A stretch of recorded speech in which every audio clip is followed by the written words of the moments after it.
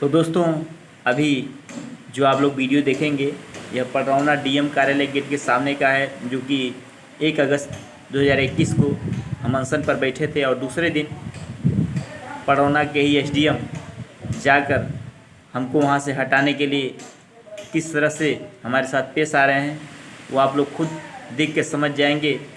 उस एसडीएम के विचारधाराओं को और हमारे भी विचारधाराओं को आप समझ जाएंगे। हमारे विषय में कुछ तो जान ही जाएंगे कि हम आपके लिए सच्चे हैं या झूठे हैं। जो भी है, आगे और चीज़ भी आप लोग देखने को मिलेगा। फिलहाल ये वीडियो आप लोग खुद देख लीजिए। पर 1 डिसमिल का 8 डिसमिल बनवा लिया है मकान पक्की। और जमीन किसकी है? हाँ, जमीन किसकी है? वो है जमीन नहर विभाग और पीडब्ल्यूडी।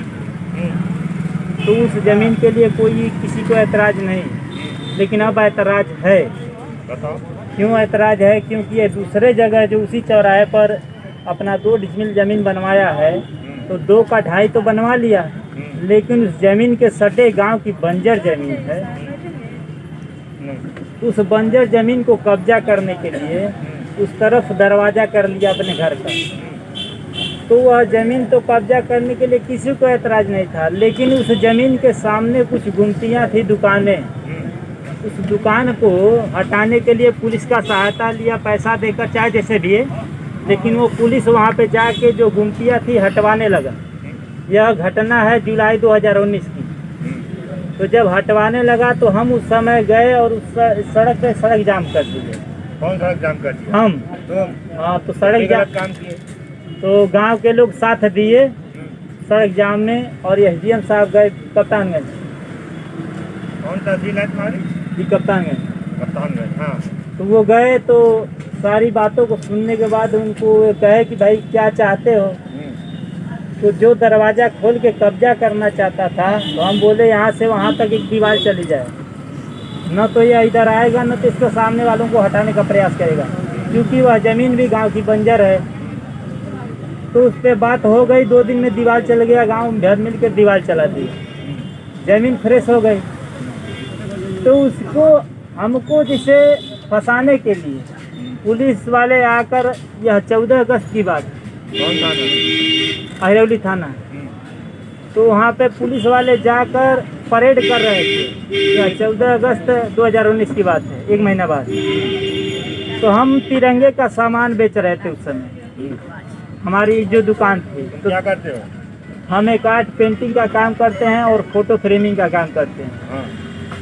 तो हम उस समय तिरंगे का सामान बेच रहे थे, शाम की बात है, और वह पुलिस परेड करने के लिए जा रही थी। तो हम दुकान बढ़ा के अब घर जाने वाले थे, तब वह थाना अध्यक्ष और नायब दरोगा दिग्विजय सिंह पूछे कि यह नौरंग तुम्हारी जमानत हो गई है? जो चक्का जाम पहले हुआ था उसमें 15 लोगों का नाम मुकदमा डाल दिया गया।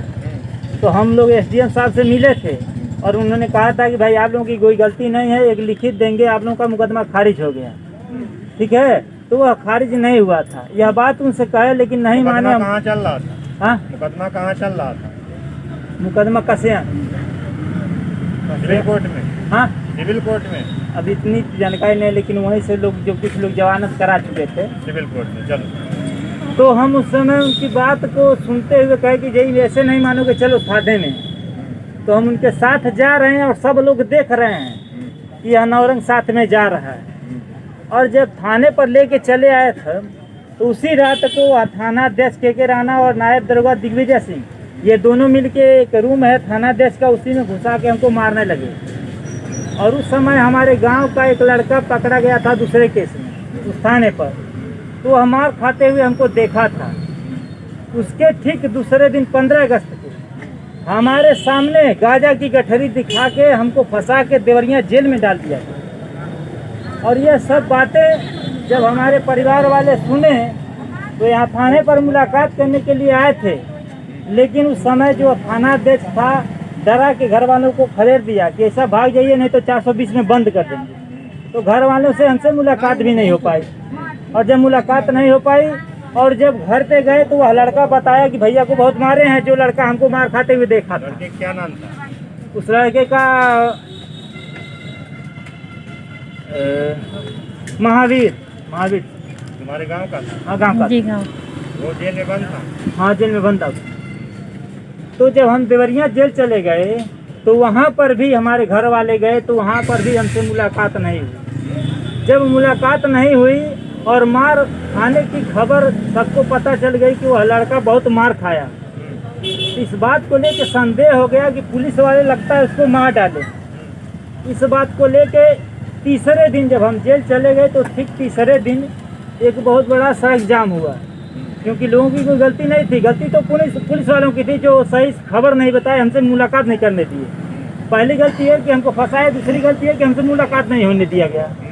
तो वह सड़क जाम हुआ, तो उसमें भी लोगों को फंसाने के लिए वह संतोष पांडे प्रोग्राम इस तरह से बना कि एक पक्की मकान में आगजनी दिखाकर पीएससी बुला। किसने इजाजत दिया है? क्या रखो। कौन ऐसे बना दिखा? क्या इसमें इसमें क्या इजाजत जरूरत है? नहीं, आप सुनना है, सुना उसकी है। जरूरत क्या है?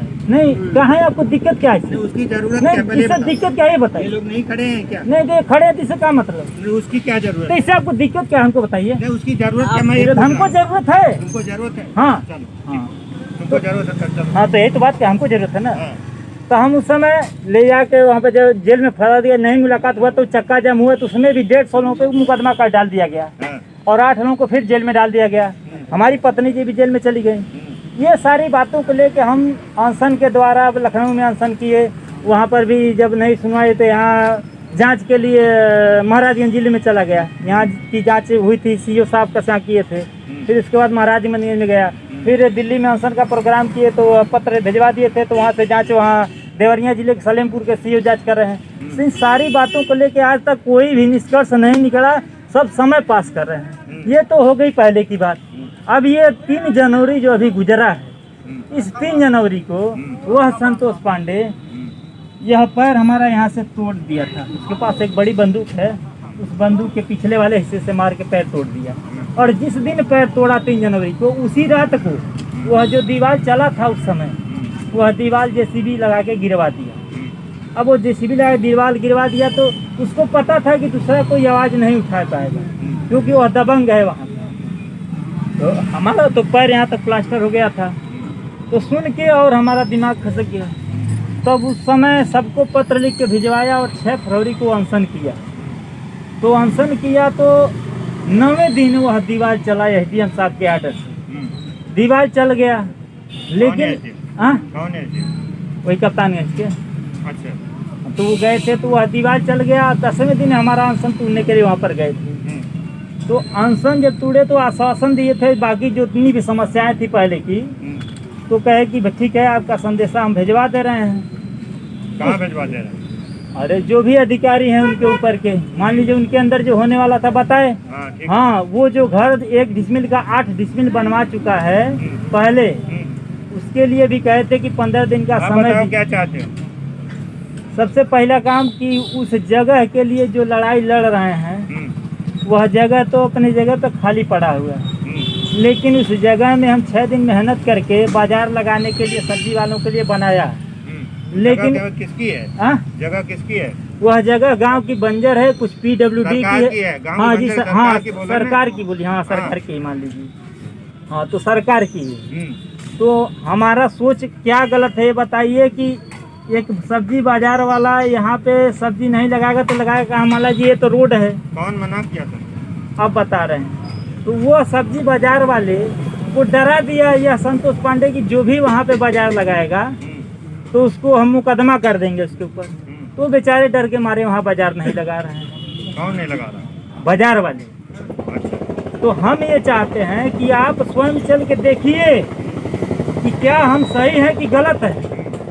क्या बताइए, जो रास्ते के किनारे बाजार लगा रहे हैं उसके लिए वो जगह सही है या वो जगह सही है? और जो पुलिस वालों को हम सहारा लिए भी कि चलिए आप समझा दीजिए, तो वो पुलिस वाले वहाँ जाके कह रहे हैं कि ठीक है यहाँ से हटा लो, लेकिन वहाँ मत लगाना क्योंकि वह मुकदमा कर देगा। अब बताइए पुलिस वाले होकर आप इस तरह से क्यों कह रहे हैं? पुलिस वाले का मतलब कौन पुलिस वाले? हाँ, कौन पुलिस वाले? सबसे पहले बात इस समय जो थाना अध्यक्ष जी हैं, मतलब थाना अध्यक्ष अरौली। हाँ, वो हैं, अपनी पुलिस को जो भी है लेकर गए, उनको दरखास्त भी दिया। तुम्हारी मांग है? हाँ, कुछ मांग है तुम्हारी? इसमें सब मांगे लिखी हुई।